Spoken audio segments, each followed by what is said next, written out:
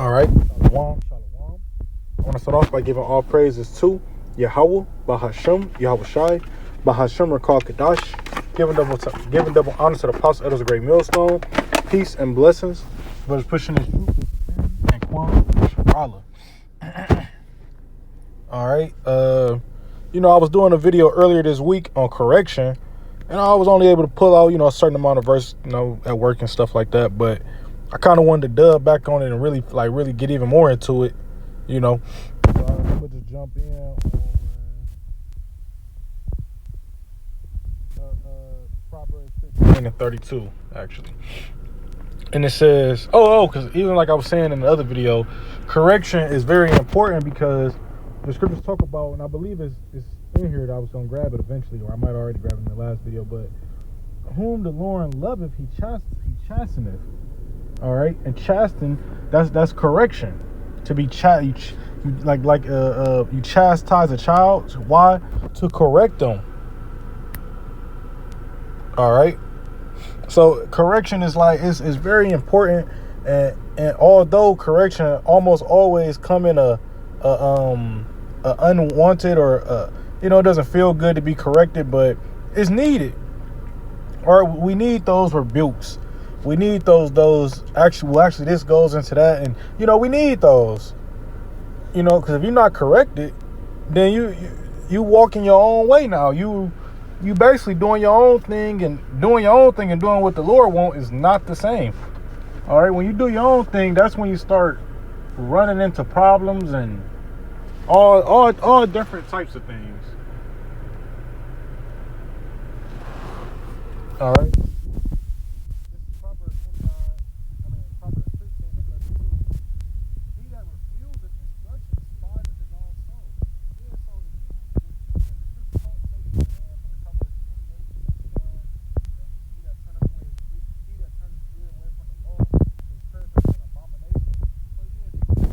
Inclined to instruction, you basically do hate your own, you despise your own soul, because you're gonna be destroyed.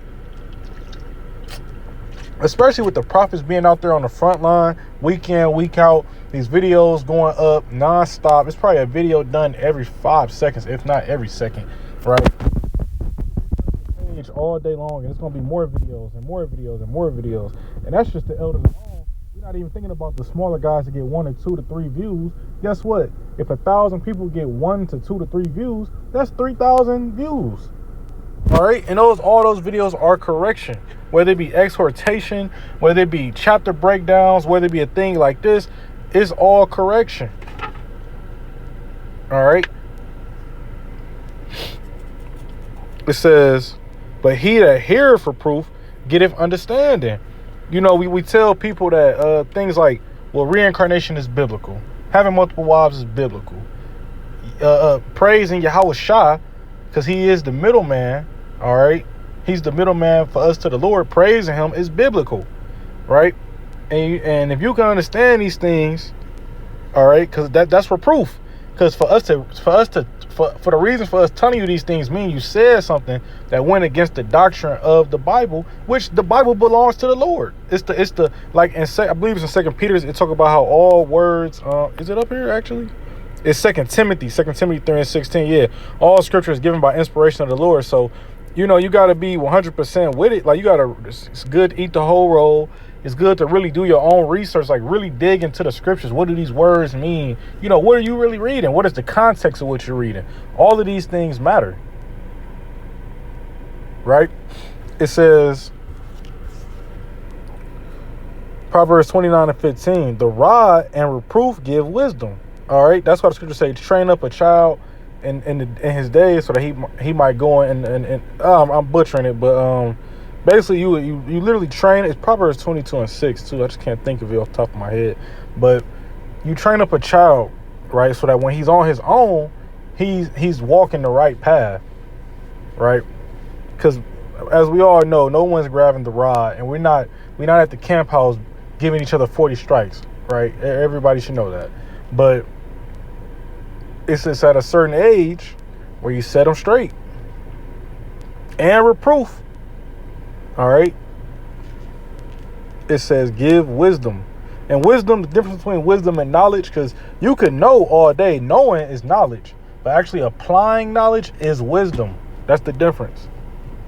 So you got to actually, it's a lot of people that know that a lot of people know the law. A lot of people know Yahweh Shah, his name, and they know that he's the son of the Lord.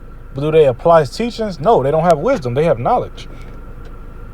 Or they don't have no works. That's where this correction come in. You'll be corrected and you'll do right.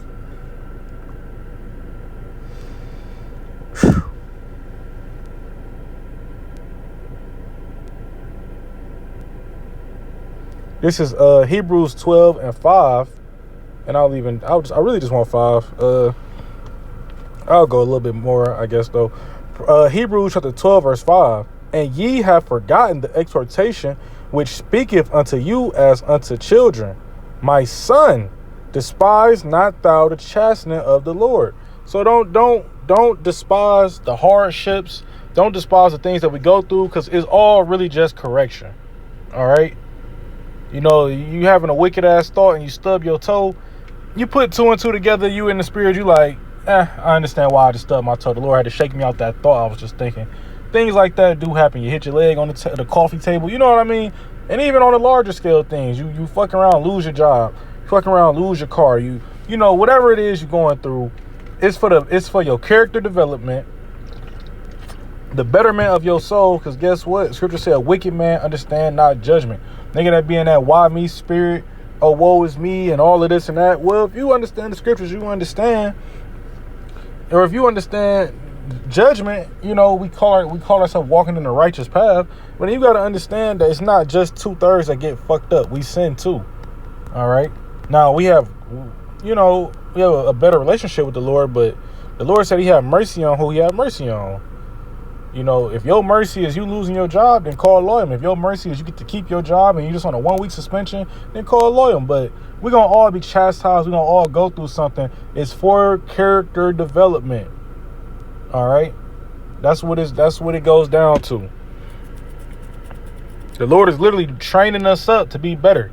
You know, a soldier on his first day compared to the last day when it's time for him to go to war, he's a completely different person based off of the things he went through during training camp, right? Why would the Lord give you a big test and not prepare you for it? That don't make sense. The Lord not just gonna say, you know what? He's gonna throw something at him. No, it's things build up. Because guess what? The Lord is not gonna give you what you can't handle. That's why someone who comes into the truth year 1, he's probably not dealing with the same things as an elder who's been around for 15 years. I highly doubt the same level demons that's fucking with a proselyte that's fucking with Apostle Tahar.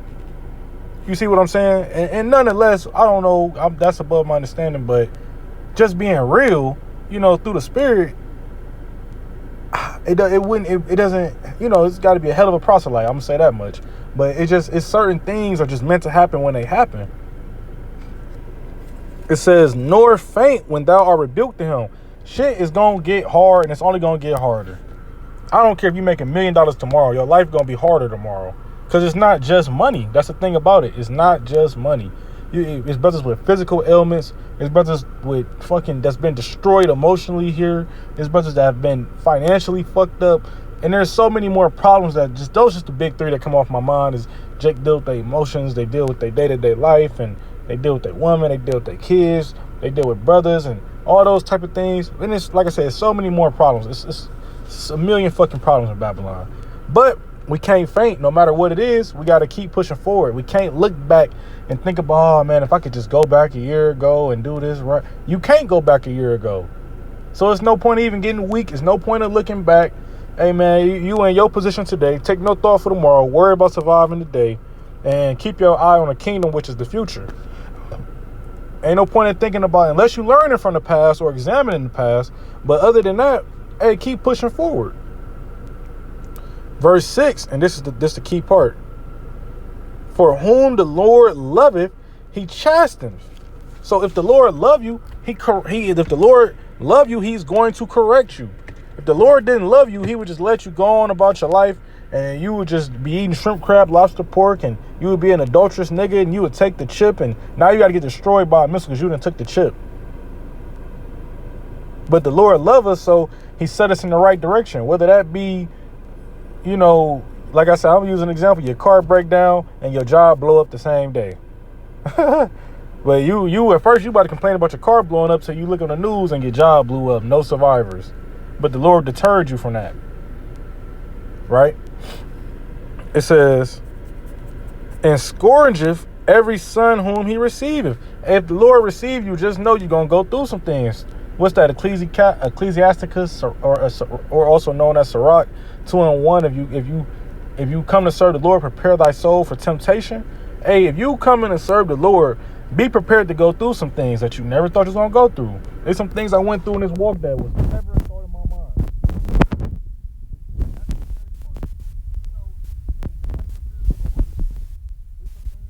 Thought of your worst fears in the world ain't got shit on what you going to go through in this truth. Nonetheless, it's really just love. That's how you know the Lord loves you, because he building you up, he correcting you, he not letting you go astray. Regardless of what we done went through, he's not letting us go astray. And we got to count it for joy. Verse 7, if ye endure chastening, the Lord dealeth with you as with sons. For what son is he whom the Father chasteneth not? Hey, it's a great example. If your own blood father, the one that birthed you or the one that raised you, whichever way it might be, if he ain't chastening you, he ain't really love you. He let you eat all the fucking Pop-Tarts. So he let you stay outside all night. He let you just get away with everything. And now you're a fucked up adult. Now you a glutton. Now you in the streets. Now you got all these problems. Cause why? No one told you to stop. That's enough. No one corrected you and said, hey man, that ain't how a real adult live. That ain't how it stay in a kid's place. So many lessons to learn as you coming up with your father. It's the same way with the Lord. The Lord don't let you the Lord don't just let you make $100,000 and now you get to just go blow it. Why? Because we might not see your ass for 4 weeks while you got that. You might not be able to handle $100,000. So the Lord might have you fucked up financially to protect you from demons that you are not prepared for yet. The Lord it's so many things that can happen. Every brother's different. But it's so much that the Lord is really protection. The correction is protection. All right? And the Lord dealing with us as sons, that's why we got to count it for joy. Because, like I said, it could always be worse. And we know the Lord not just fucking us up just because he hates us. The Lord, he's more than, it's not really fucking us up. It's more so just correcting us. There is a difference. Somebody throwing like an example of fucking somebody up, you in a fist fight and you trying to knock their head off. An example of correction, you didn't had a little attitude with your dad, he didn't punch you on your chest. Those are the two completely different types of punches. It's the same way with the Lord. The Lord hate the 2/3. They about to eat a nuke. He still love all Israel, but he's not fucking with them right now. They gotta eat a nuke as compared to the elect. Lord willing that we be of that number. What we really dealing with? Things that ain't gonna last forever. At least we ain't Edomites. At least we get corrected. They don't, bro. They the border of wickedness, and they are estranged from birth. We got to count that joy. Just be happy you ain't a fucking Edomite. The Lord made you a beautiful spirit. All right? But I hope this was edifying. I want to give all praises to Yahweh, Bahashim, Yahweh Shai, Bahashim, Rakar Kadash, giving them honor to the Apostle Elder's Great Millstone. Peace and blessings. Let's push in this truth, sincerity, and Kwam.